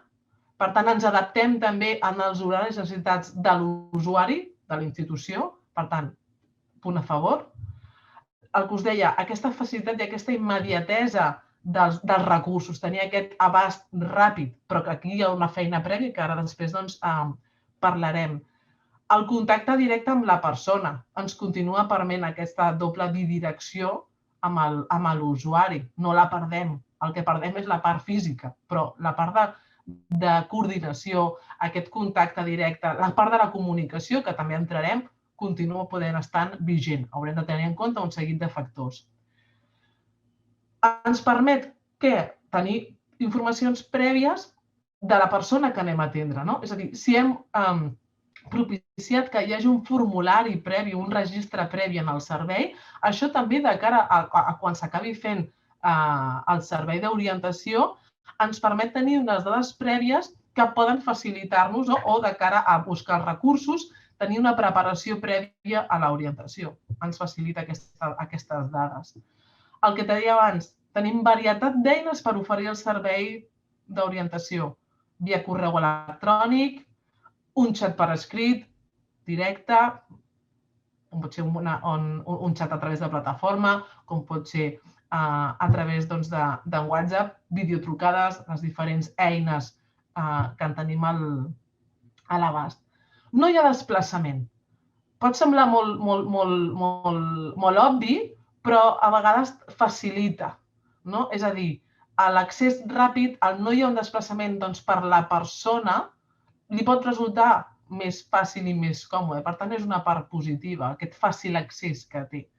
I vulguem que no, pot afavorir la comunicació amb joves amb cert grau de timidesa, que el fet de trobar-se amb un cara a cara amb una persona, la pantalla permet trencar una mica aquesta part timidesa i facilita la comunicació. Llavors, això hi ha estudis que demostren, no? És a dir, que s'afavoreix aquesta comunicació, doncs això, i per experiència, també m'ho he trobat moltes vegades, joves que poden semblar molt tímids, amb un cara a cara, doncs, poden sentir-se com més reticents, a l'haver-hi la pantalla, no? Tenim aquest paraigües aquí davant que em fa d'aquesta barrera que, bueno, permet que aquesta timidesa no sigui. I, per tant, que el procés, la conversa, l'acompanyament, sigui més fluid. Anem a començar. Com virtualitzar un servei d'assessorament individualitzat? Llavors, amb els 3 diferents elements. Virtual, videoconferència, virtual, després entrarem a través de correu electrònic i virtual a través de xat. Comencem per la part de videotrucada, d'acord? Què ens hi permet? Important, s'ha de fer una planificació, tal com us deia també la Gemma, amb aquesta organització i coordinació dels recursos. I també, per tant, en aquest cas, establir la durada d'aquest servei. Mínim, la recomanació és que siguin de 30 minuts, però aquí també ho haureu d'ajustar en funció del servei que aneu oferint. Si podeu fer sessions d'1 hora o ha de quedar-se, doncs això, en 30 minuts. Per tant, cal predefinir la durada. El quadrant d'horaris, tal com us posava la Gemma. I un aspecte molt important, la part dels recursos de suport per al servei del punt d'orientació. És molt necessari que prèviament la persona que vagi a fer l'orientació o les persones que vagin a oferir el servei disposin d'un material de suport en el procés. D'acord? Per tant, crear una carpeta digital on hi hagi tot de recursos. Quins recursos poden ser? A part d'enllaços explicatius, si vosaltres, des de la vostra institució, tots aquells materials que abans eren tangibles i fungibles en paper i que podíeu donar la digitalització d'aquests recursos per poder-los compartir amb l'usuari en el mateix moment que esteu fent l'orientació, serà molt més enriquidor. Inclús permet, que és un dels altres beneficis també de l'orientació online, és a dir, si parlem d'enllaços o de punts de llocs de referència, entitats de referència, compartir una pantalla amb la qual mostrem on estan per empoderar a la persona a que després, un cop finalitzem el servei, pugui continuar fent tot aquest circuit i continuï explorant, l'eina també ens ho permet. Però hem de tenir un treball previ organitzat, amb recursos, materials, que personalitzarem en funció de cadascun dels assessoraments. Vull dir, no serà transversal, sinó que després, quan els volquem, que els podem volcar a través del mateix xat de la sessió, anar compartint, anar comentant i que la persona vagi descobrint també aquesta eina. Per tant, un dels altres punts a favor i la importància de tenir aquests recursos previs. No ens podem esperar en el moment de tenir l'orientació, sinó que això generarà una carpeta de treball compartit on aneu recopilant tots aquests materials de suport. A nivell de suport digital en realització, important, sí que és cert que és millor utilitzar una mateixa plataforma a l'hora de fer els assessoraments. Per què? Perquè això el que us permetrà és una millor organització i coordinació i tenir un marc referencial d'on estan tots els assessoraments. A part que si coneixo l'eina, poder extreure el màxim de profit en aquesta. És a dir, que si vaig utilitzant diferents, per tant, puc aprofundir. I per tant, és important que prèviament a fer l'orientació individualitzada, les persones que vagin a fer ús del servei explorin i coneguin l'eina amb la qual treballaran. Per què? Perquè quan estigui fent l'orientació sigui el més dinàmic possible a l'hora d'impartir l'orientació i que no hagi de tenir problemes tècnics, problemes de no sé com funciona, no sé com compartir, vull dir, coses que poden semblar molt senzilles, ho hem de tenir prèviament treballat. I el tema del patró que us posem aquí, de la identificació de les sessions, és el que us posava la Gemma amb la graella de les opcions. Tenir una plataforma addicional, per si de cas, és a dir, donar aquesta flexibilitat, llavors valorar quina altra eina pot ser factible. Abans també us deia la Gemma, provar, és a dir, fer aquests tastets de les diferents eines també en funció de l'entorn amb el que us moveu. Si resulta que ho hem de fer per videotrucada del WhatsApp, perquè a nivell dels joves els resultarà més fàcil. Si els haig d'enviar l'enllaç, costa més, ho fan a través del mòbil, envio l'enllaç i és més fàcil per ells. I, per tant, fer aquests tastets i, per tant, un cop fem el tastet, veure quines altres eines hi podem utilitzar. I la importància del qüestionari, que això us comentava la Gemma. En el cas de l'orientació online, el qüestionari que us permet la immediatesa, al fer-ho virtual permet enviar l'avaluació just en acabar el servei. I és quan també, de cara a l'avaluació, els resultats i la informació que hi podem extreure d'aquest formulari serà el més fidel a la realitat que ha passat amb l'orientació. Per tant, tenir aquesta generació de formulari previ per fer tot el seguiment.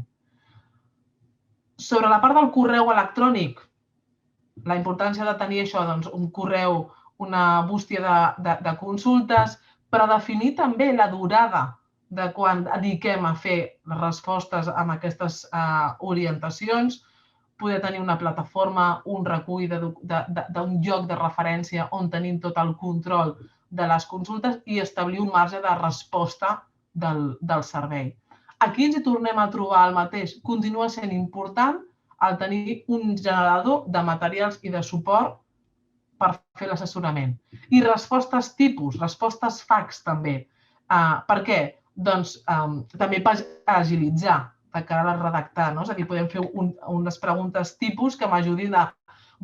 Si per preguntes on hi ha un dubte de no sé què estudiar, explicar, tenir uns textos previs de què és el procés de presa de decisions. I després ja continuarem amb l'orientació atenent a la consulta individualitzada de la persona. Però sí que ens hi podem trobar respostes transversals que podem tenir prèviament i que agilitzin el servei amb aquests tipus fax que podríem comentar.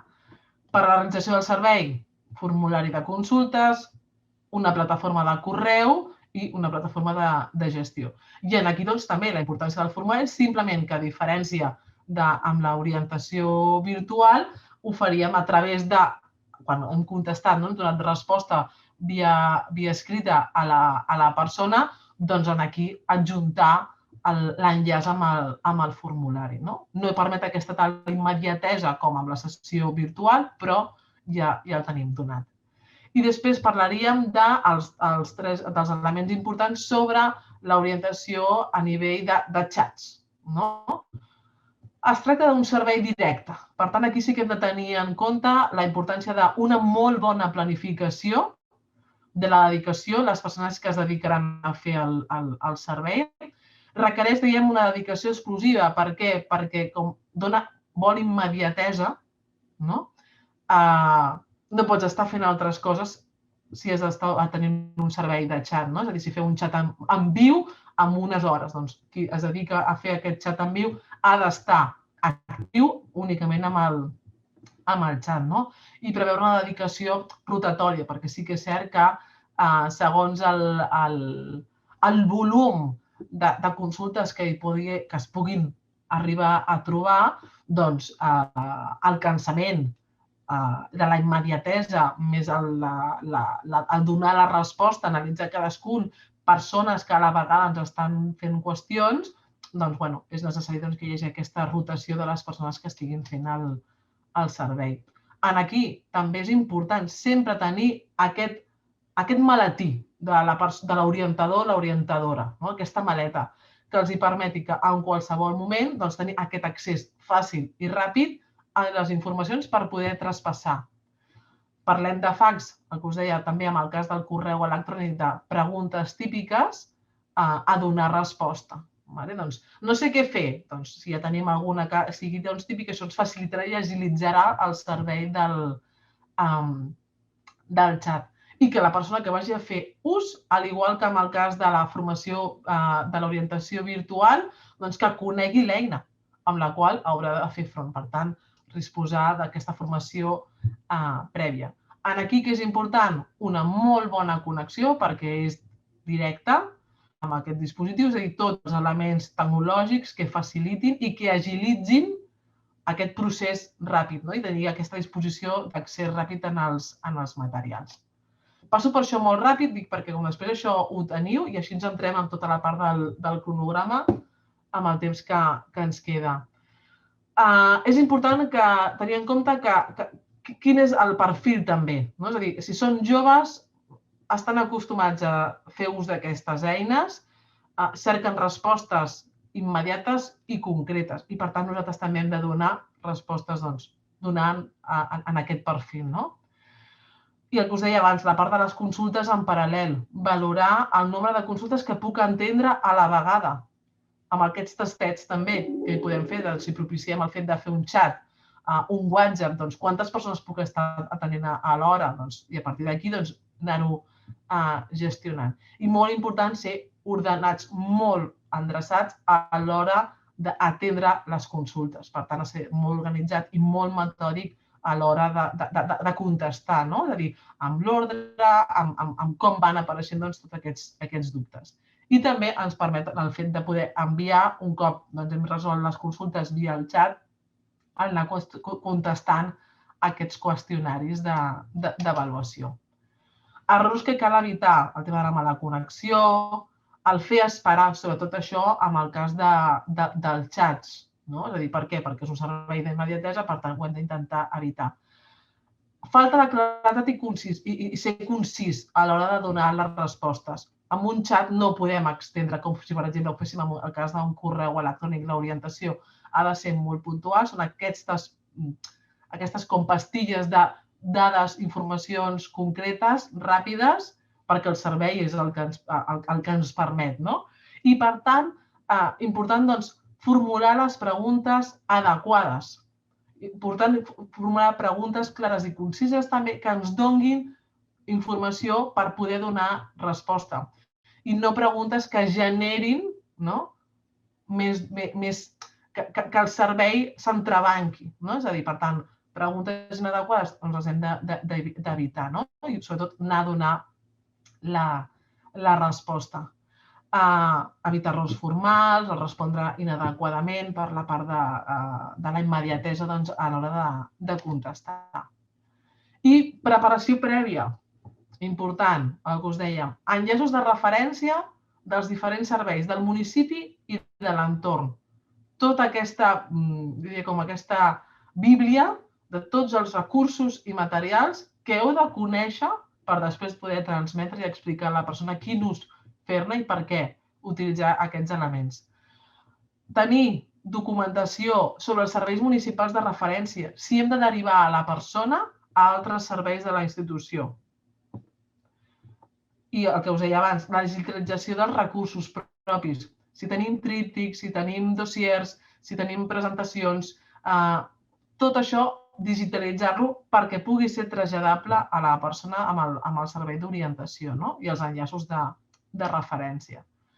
Aquí, que ho teniu, vull dir que el que us passem també és tot un seguit de recursos digitals sobre oferta formativa. Llavors, aquest és un exemple tipus, és a dir, puc agrupar amb aquest dossier de recursos per les diferents àrees.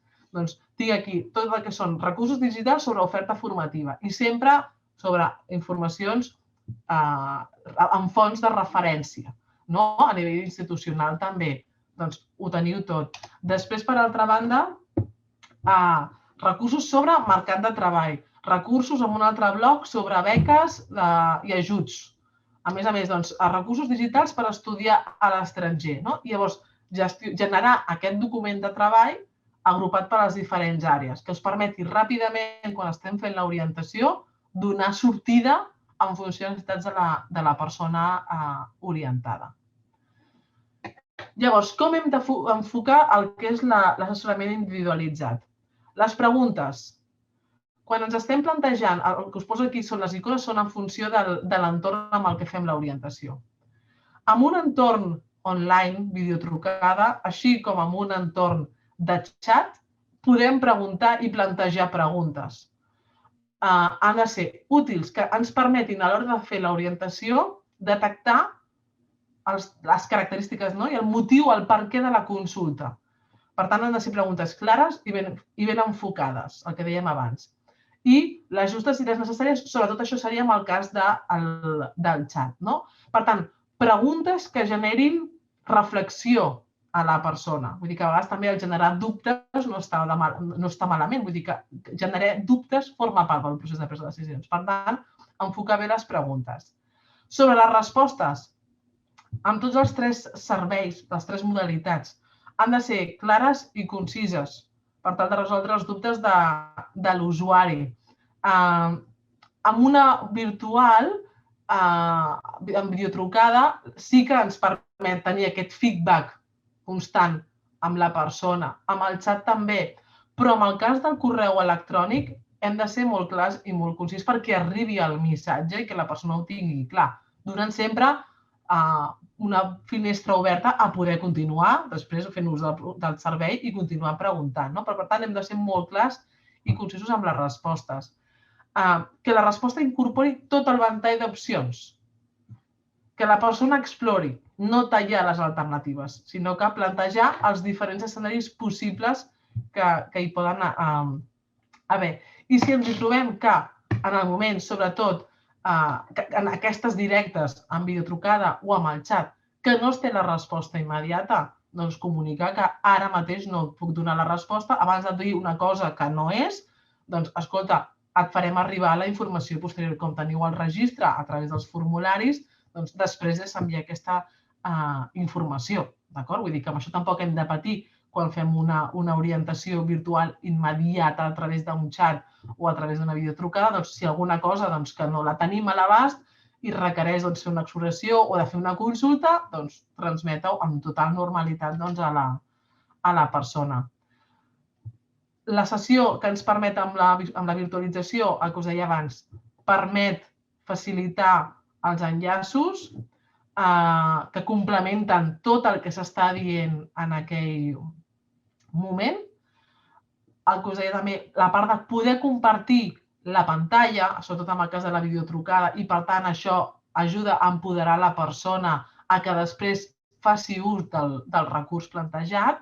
I molt important, en tots els àmbits, cuidar el llenguatge verbal i escrit i el postural, sobretot en el cas de les videotrucades. És a dir, que a l'hora de ser professionals, en aquest sentit, quan estem escrivint un correu electrònic, des de coses tan senzilles com no posar faltes d'ortografia, com per ser endreçats i organitzats perquè la persona, tenint en compte això, que són joves en processos de canvi, que tenen molts dubtes en el cap, que li quedi molt, molt clar el missatge que estem transmetent. Per tant, hem de ser molt curosos amb el missatge i el llenguatge utilitzat perquè arribi com ha d'arribar, amb aquesta qualitat que dèiem del servei.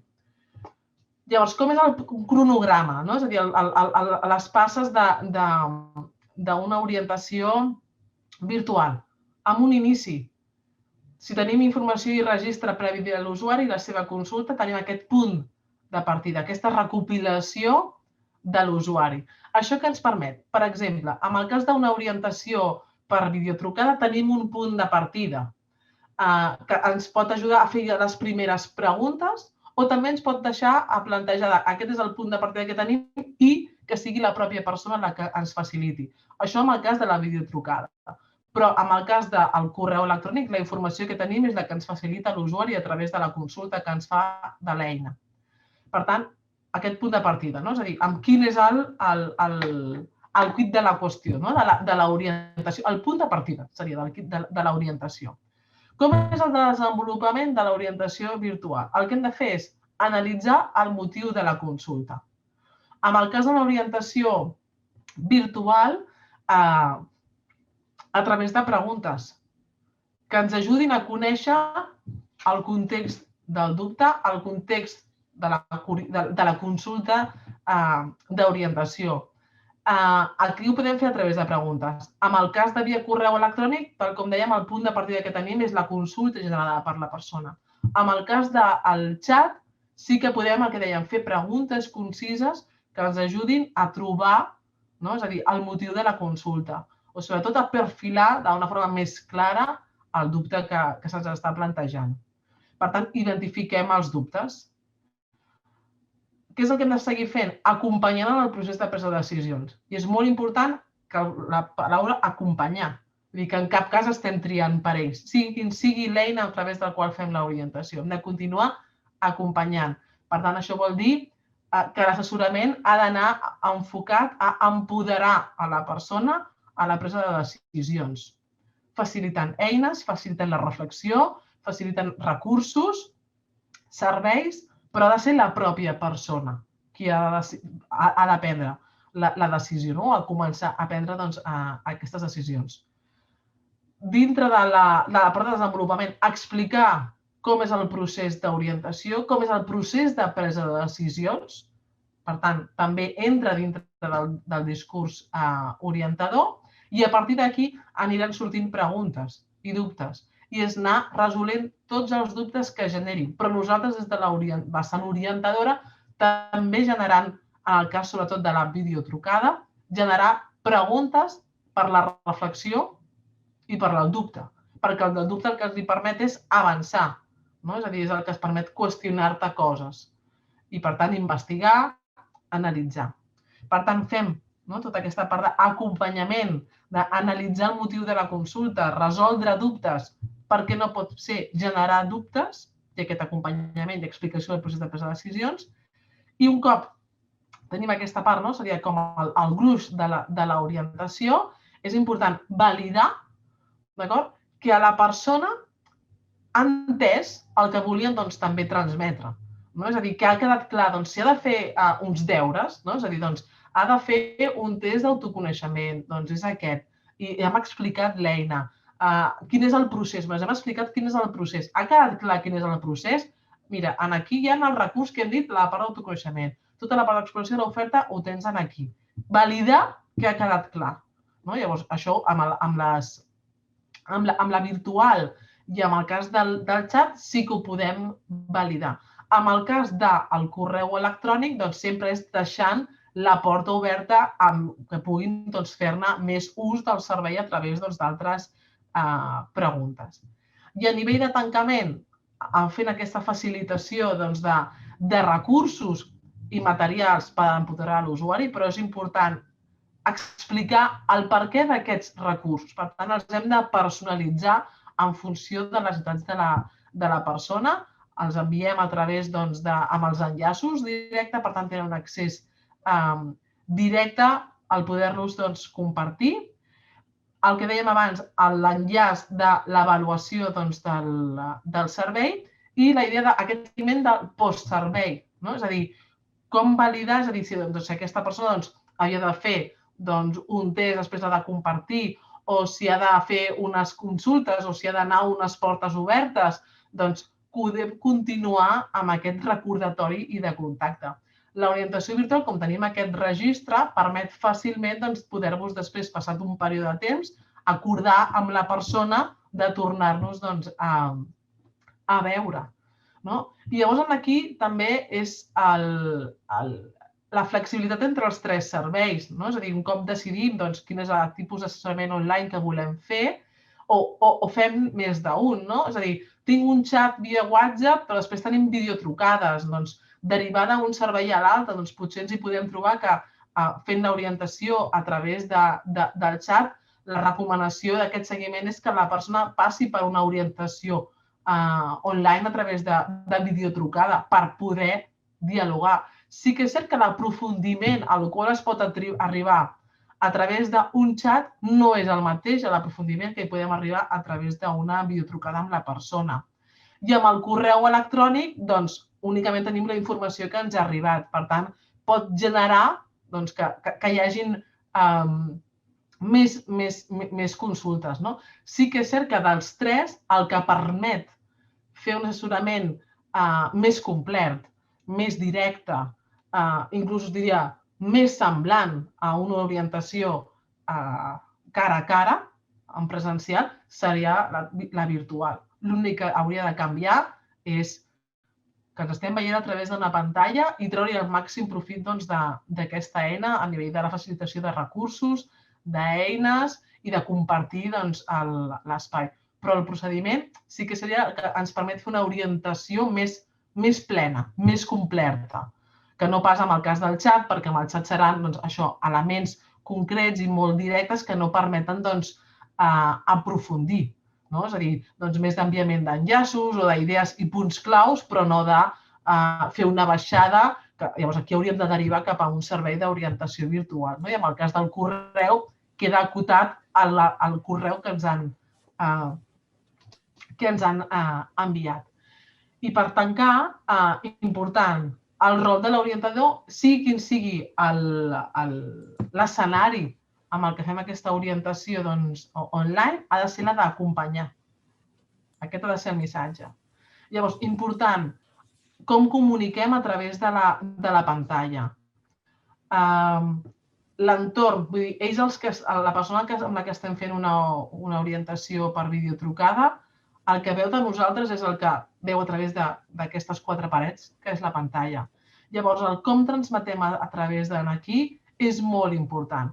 I s'ha de treballar també al nivell de vocalització, de com arriba el missatge, encara que pugui semblar molt obvi, el marc, és a dir, l'enfoc que té la persona, el com ens veu, doncs també és important perquè transmet molt també del servei, també de la qualitat del servei i, a més, sobre el missatge i el servei en si, en general de l'orientació. El to de veu que utilitzem, és a dir, no ha de ser monòton, sinó que ha de generar feedback. No ha de ser que, com estem a través de la pantalla, jo parlo i la persona està allà escoltant, sinó que hi ha d'haver-hi una retroalimentació entre les dues parts del servei i, per tant, el to de veu amb el qual ens dirigim als joves, aquí també l'hem de cuidar molt. El llenguatge verbal i el no verbal diu molt de nosaltres. Penseu que aquí únicament el que estan veient de vosaltres és la cara i poc més. D'acord?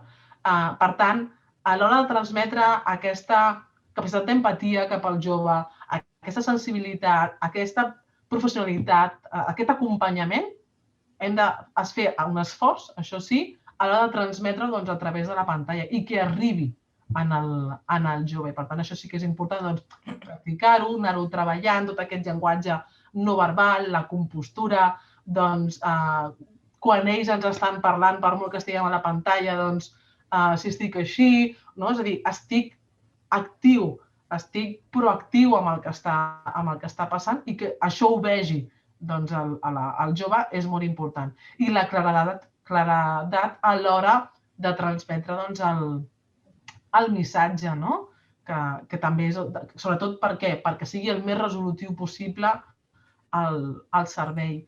I per tancar, us posem aquest proverbi àrab de qui no comprèn una mirada, tampoc comprèn una explicació. Per tant, que ara perdem aquesta connexió personal de veure'ns, ulls, és a dir, d'ull a ull, cara a cara, a través de la pantalla. Doncs hem d'intentar continuar treballant per aquesta connexió, per donar aquest servei de qualitat, a part del contingut que es dona, d'aquest acompanyament, el com donem aquest acompanyament, i sobretot que la persona se senti acompanyada, encara que sigui des de la distància i